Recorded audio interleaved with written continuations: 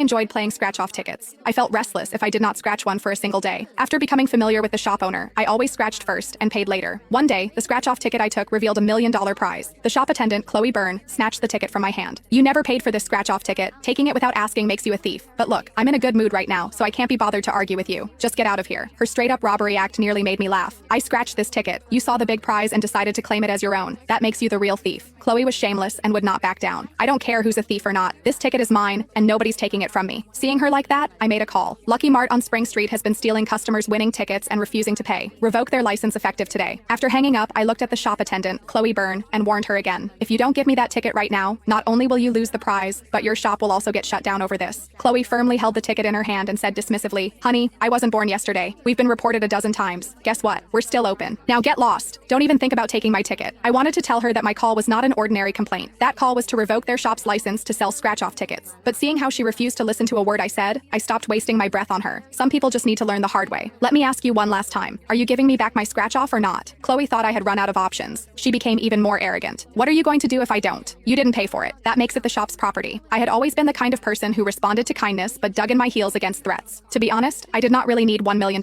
I played scratch-offs just for the fun of it. She could have just asked me nicely. I might have even split the prize with her. But since she wanted to play rough, I wanted to see who had the last laugh. I walked straight out of the shop and bought a megaphone. Then I started shouting outside her shop. "Lucky Mart on Spring Street is stealing winning tickets and refusing to pay out prizes. I just scratched $1 million winner. Now the shop attendant is trying to keep my ticket for herself. That's straight up robbery." After a while, a crowd of passersby quickly gathered at the shop entrance. I've only ever seen this happen on the news. I can't believe someone would actually steal a customer's scratch-off ticket. Of course, it's $1 million.